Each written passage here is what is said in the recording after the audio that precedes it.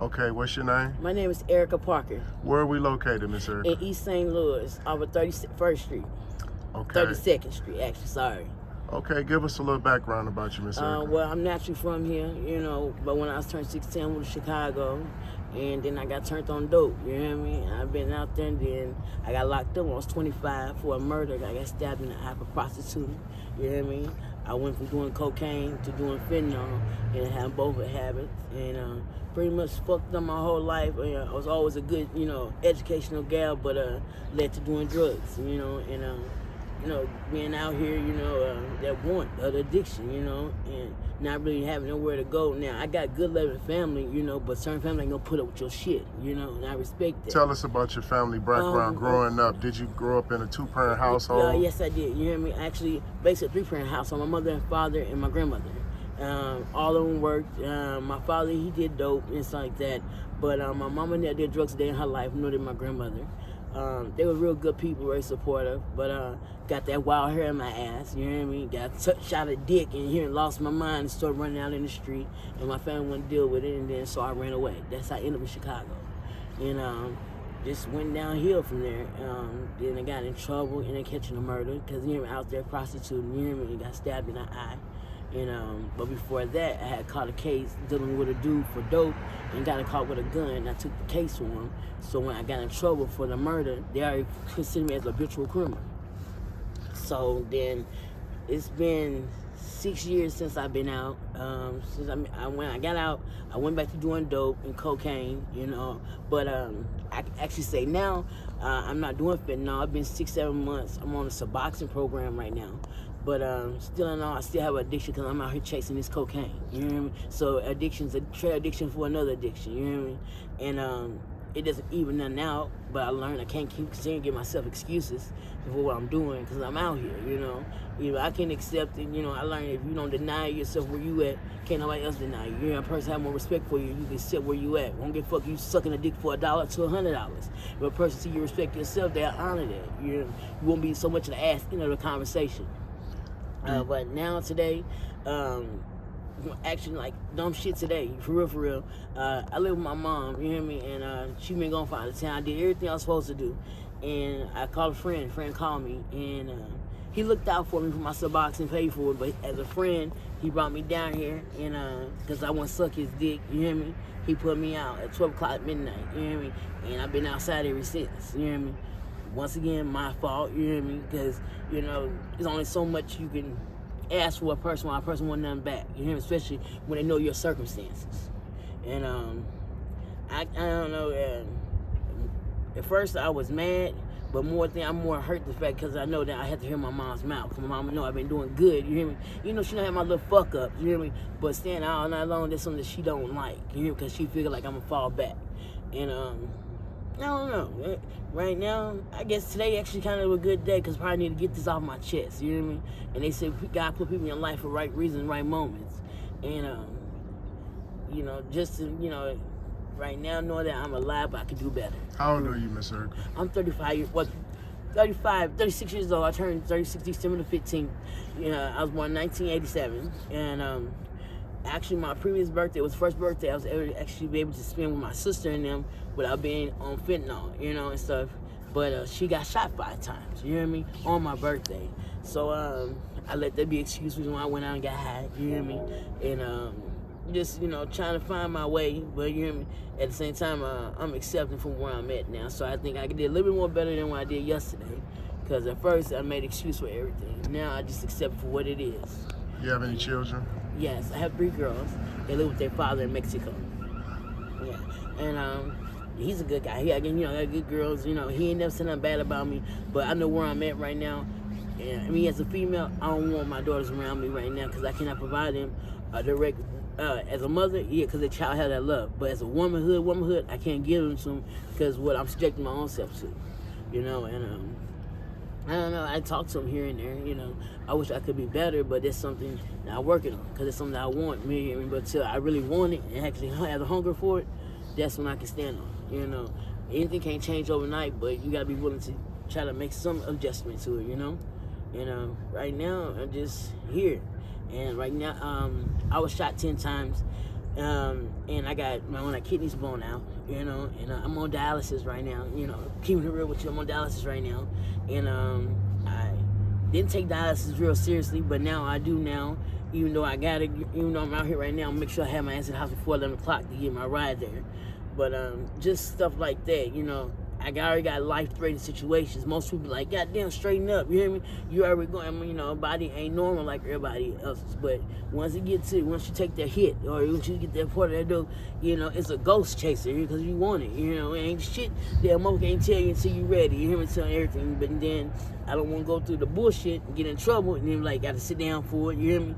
But you know, shit, some got to give. You hear me?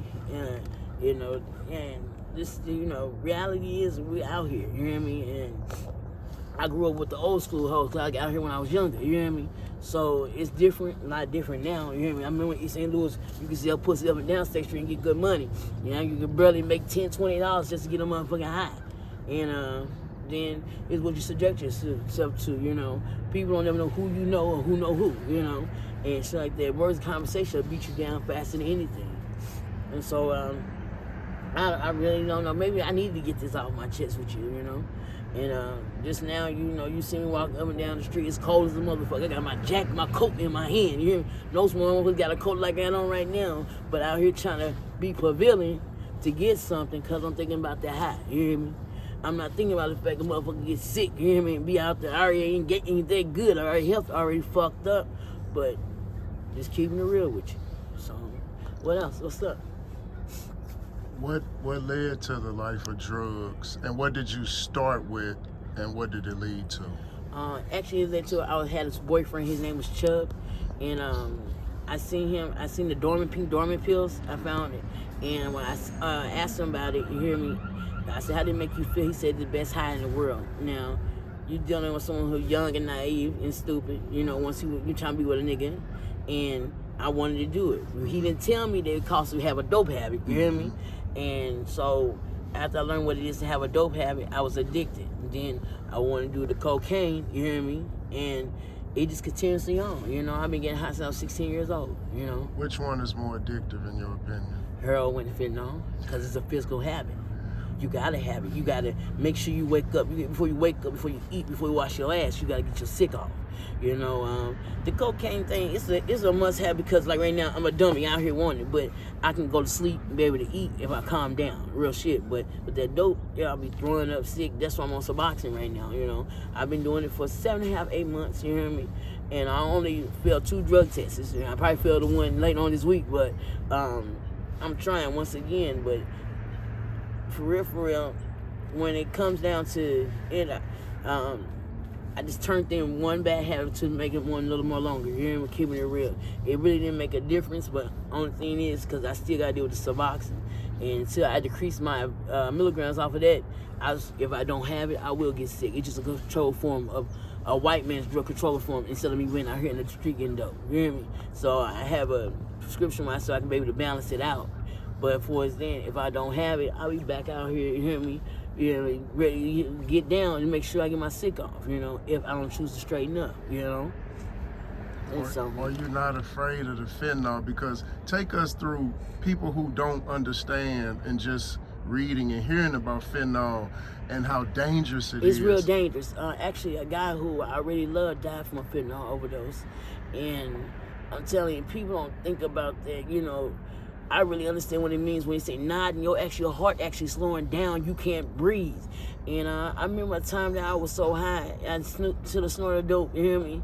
When I first came to Chicago, you know, and I took a snort of dope, I was laid out, you hear me? People was around me praying and everything. Like one of them, they said it took them 5 Norcans to bring me back. And, you know, so stupid in mind, you know, instead of a motherfucker saying, damn, they didn't kill me, oh, I didn't do it right, you hear me? Or maybe I do just a little bit enough. And still in all, that every time you do it and you catch that nod, you losing more and more of your life, you hear me? Even though a motherfucker like the nod, you hear me? But we really don't look at it every time you go into that nod, your heart slows down to the fact that it won't be able to keep up. And it's scary as hell, you know, because, you know, if you go through the fact of getting dope, you hear me? And the worst thing about a fucking dope fiend is that we can hear a motherfucker OD'd off some dope from a nigga's dope, you hear me? And our dumbasses go right over there and go get the same dope. Oh, they ain't do it good enough. You hear me? I know what the hell I'm doing. then next motherfucker die. You hear me? Or being this, fentanyl and heroin is a greedy high. You hear me? Can't get too much of it. You hear me? It's the cocaine is fucked up, but the heroin is a gorilla. You hear? It'll make a motherfucker with a broke foot get out here and suck a dick. You hear what they got to do to go get it? You know, I used to hear people saying, God damn, I can't deal with a motherfucking dope for me. I can deal with a crackhead, but not a dope for me.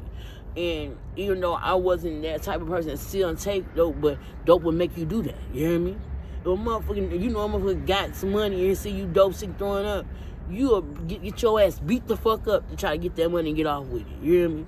And you know, you subject yourself, you hear me, you end up making yourself suck a dick, you hear me, and stuff like that when you probably didn't have to, because you ain't thinking straight. You know, and this hustle right here is hustle about getting money, but you really lose sight of yourself. You will with that dope habit, because it's a gorilla. You hear me? I don't give a fuck. Motherfucker who got sell dope and they do dope. You hear me? You will find yourself, you hear me, fucked up in a position. I gotta let you something. Thank you. Mm-hmm. You know, find yourself fucked up out here, you hear me, trying to do something to get that shit, and then the worst high is a free high, you hear me? That's the worst high you can get, because a motherfucker give it to you, and then when you get a high, you hear me, man, I need something, I'm tired of giving it to you, but goddamn, nigga, you hear me, what the fuck, nigga, now I'm dope sick now, nigga, but when I want to have a habit, nigga, hey, I got something for you to do, woo, this, woo, that, you hear me, and then, you know, you get in a state of mind with a dope fiend, you think your dealer is your best friend, and he ain't. You hear me? Reality is you will put food on his table and his back, but he don't look at it like that. Not motherfuckers nowadays don't. Back in the day, motherfuckers who hustle and you use in the street, they'll ride with you. Hey, I got this for you. You hear me? Hey, I got a sandwich for you. You hear me? But it ain't like that now, because motherfuckers out here don't know what it is, the principle of it. But that's on both sides. If we both on both sides, we both played ourselves out. You hear me? Because you either with motherfuckers who do too much, you hear me? Or a mother who give too much, you hear me? And eventually, you hear me, somebody gonna clash at the end, because somebody gonna feel like somebody owes somebody. And then what it's gonna do? You're ducking and dying from a motherfucker. Nowadays, motherfucker can't handle a motherfucker cussing them out or whatever. They wanna take your life, you hear me? And then it's sad. It's really sad, but it's what we make it as, you hear me? And then it's crazy, but it is, man, you hear me? It is. And maybe this is something I probably need to think on, you know. You pull my coattail today, but I'm going to keep it 100 with you, hear me? The whole purpose why I was outside, you hear me? Trying to make something happen, you hear me? But, you know, then again, maybe the next time you see me, I might be transformed. I ain't going to say it happened overnight, you hear me? But I can't honestly say I am happy that you did say something to me, because it's probably, you know, sometimes it takes you to say shit out loud to hear where the fuck you at with yourself. Have you ever tried to get clean, and do you plan on trying to get clean?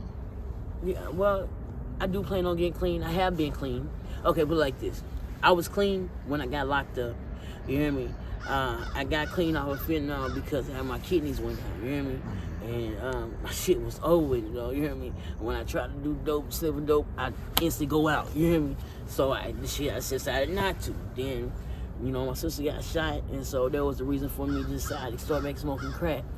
And once again, there go the excuse. You hear me? Because a motherfucker don't want to, hell yeah. It ain't like shit, like I hear I've been shot, but it ain't like it didn't happen to me right there and then, you know. So there go the excuse for it playing. You see what I mean? A revolving circle.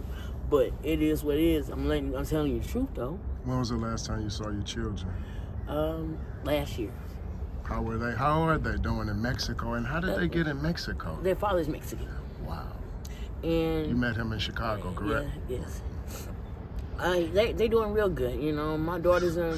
One thing I can say that God has blessed me with to have a good baby father. You hear me? Because you know, my father was in my life. My baby daddy showed a portrayal of actually having a father to actually let his girls know that they're special. You hear me? Let them know that I give you a ring and let you know so when a mother come to you, you don't blow your mind. You hear and let you know you can go to the movies, go to a dance and eat. That's who he has a relationship with them. Now, so the fact that for me, you know, I had my dad in the house, it was easy for me to be subjected to talk to a nigga, okay, he take me out, that's my boyfriend. Hell no, but how my baby daddy is with my daughters, you hear me? A father should be a little girl's first love. Yeah. And he should set the tone on how a man treats her. And that's exactly what I'm thankful for with him. You know, and he ain't never talk bad about me with my girls. They love me as if they never missed me, you know. But that's something that me and him had always decided on. He's like, you always welcome to come home. But he's saying, you know, learn to love yourself, then you can love us the right way. He's like, I never saying you don't love your kids because they came out your ass, you know what I mean? But you can't love them the way you need to be loved. You can't love yourself, you know? You don't want nobody saying, hey, man, your mama suck my cousin's dick and shit like that and go to school with your daughters, you hear me? And stuff like that. Or, hey, you're my girl. Well, damn, mama, shit, I see you go outside and talk to this nigga and everything like that. What does it matter? You can't tell me nothing, you know what I mean? And then doing dope or doing any kind of drug, you become subject to being, instead of being a parent, you become their friend. Then that's when the disrespectful line come across. Because then you can't tell a child, oh, this and that, you know, and then try to be a parent, because it's not going to work like that. Children are like sponges. They absorb everything you say and do, even when you don't want them to. And so that part, I'm thankful I have him for that. You know, how can I see myself from right now? I try to give myself short-term goals. You know, be able to go to the store and come right back, not venture off. You know, and what I mean by that, because I'm real bad with it. You know, shit, say, okay, I'm going to the store, you hear me? And I see some motherfucking body, you hear me? And, oh, they can wait, you hear me? And the fact to prioritize and doing the right thing, you know, is something that I need to gain uphold. Because I'm going to get mad if motherfuckers do what they say they going to say do for me. But it's supposed to be okay for me when I do it, you know? And, you know, I forget it, you know, a lot of times, you know? That's why I'm going to get my mind right before I go see my mama, because I know how she is. She ain't going to be mad, but you can tell when your parents or your family's mad at you without saying nothing to you. And that can be the worstest thing, them saying something to you. For real, you know? Because when a person stops saying something to you, that's when you should worry. In closing, is it anything you want to say to anybody who may be looking for you, who may be missing you, who may be wondering if you're alive, who may be wondering how you are, where you at? Now's the time to say whatever you want to say to them in closing. For those who know me, I'm Erica. If you have met me, you know me. I'm right here. I'm now living in Belleville, you hear me? But I do be down here, and I'm alright, you know? And I hope that, you know, y'all seeing this, at least see, you hear me? I'm getting some part of life, you hear me? I ain't holding on to everything, giving so much of an excuse. Thank you. We appreciate you, Erica. Thank you. Yes, thank you.